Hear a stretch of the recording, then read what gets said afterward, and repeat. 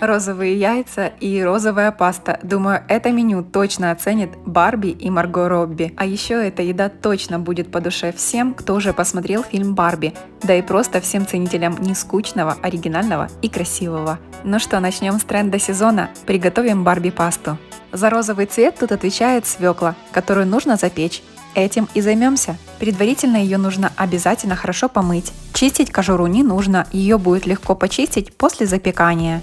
Я подготавливаю свеклу сразу для 2 блюд, поэтому беру их 2 штуки среднего размера и заворачиваю их в фольгу. Духовку предварительно разогревайте до 190-200 градусов. Свекла среднего размера запекается около часа. После того, как свеклу запекли, остудите ее, очистите кожицу и нарежьте сразу для удобного использования. Кстати, не забудьте про перчатки, чтобы потом не ходить с красными руками. Я думаю, Барби обязательно бы их надела, чтобы не испортить свой маникюр.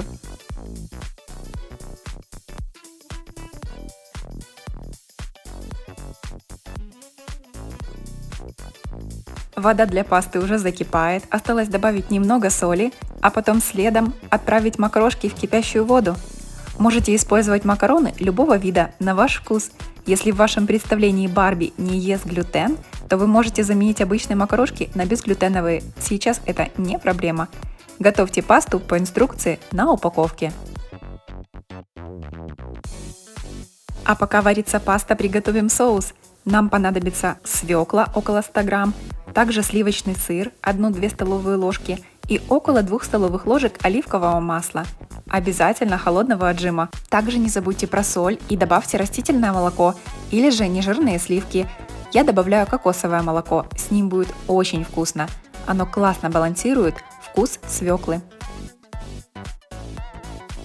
Пару минут измельчения и все будет готово. Я измельчаю погружным блендером, но можно использовать любой, какой у вас есть. Такого количества соуса точно хватит, если готовите пасту на всю семью. Если вам нужно меньше порций, то смело уменьшайте количество ингредиентов.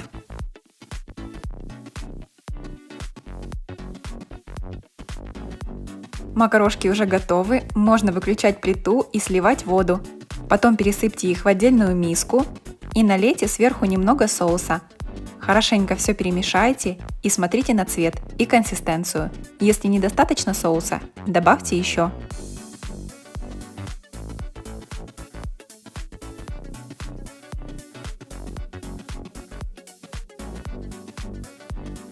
Выложите пасту порционно на тарелки и посыпьте пармезаном, либо другим вашим любимым сыром. Также украсьте зеленью. Тут уже дело вкуса и вашей фантазии, чем и как украшать. Как говорится, в мире Барби нет предела совершенству.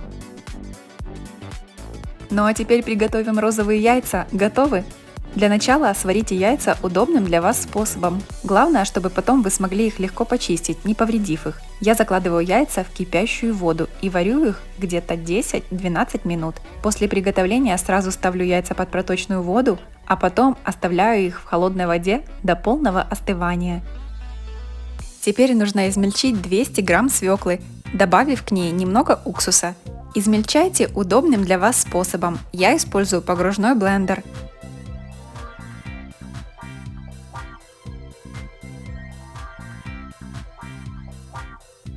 Теперь измельченную свеклу нужно залить водой.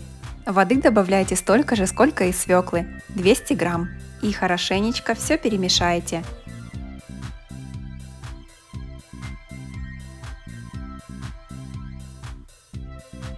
А вот, собственно, такие должны быть в итоге сваренные яйца. Видите, какие они идеально гладенькие?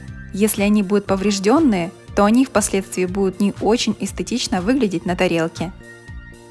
Теперь погружаем яйца в это свекольное озеро. Какие-то интересные ассоциации сразу срабатывают, когда готовишь такую розовую еду. И теперь хорошенечко купаем яйца.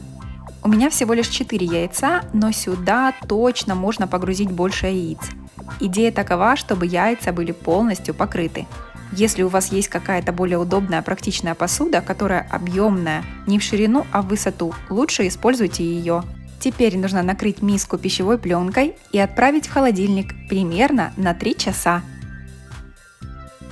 Итак, время прошло. Теперь нужно достать яйца и ополоснуть их в чистой воде.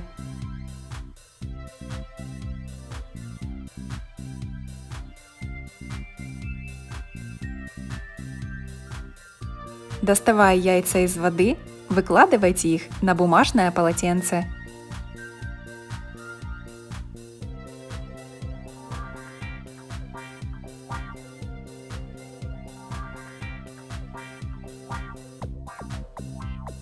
Обязательно дополнительно промокните яйца бумажным полотенцем со всех сторон.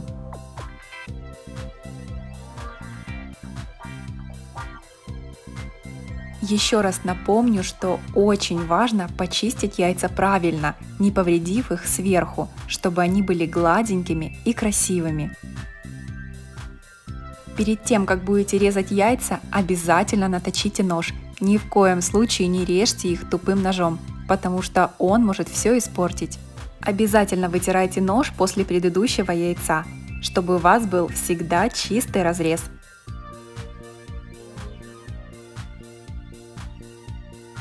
Очень эффектно будут выглядеть эти яйца, если выложить их на красивые листья салата.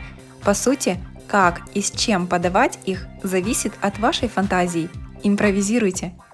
Думаю, точно не помешает, если подать эти яйца с каким-нибудь вкусным соусом. Кстати, его можно также подкрасить в розовый цвет, тем соусом, который остался после приготовления пасты.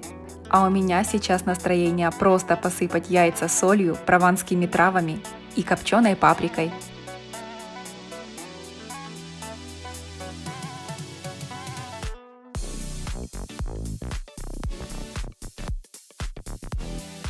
А сейчас я вам покажу Magic. Готовы? Яйца разрезанными полежали ночь в холодильнике. И смотрите, что произошло. Видите разницу? Слева яйца после 3 часов в свекольном растворе, а справа те же яйца, которые полежали дополнительно в холодильнике. Розовое амбре стало больше и выглядит очень классно. И главное, по-другому. А вот так можно подать овсянку на завтрак. Вау-эффект гарантирован!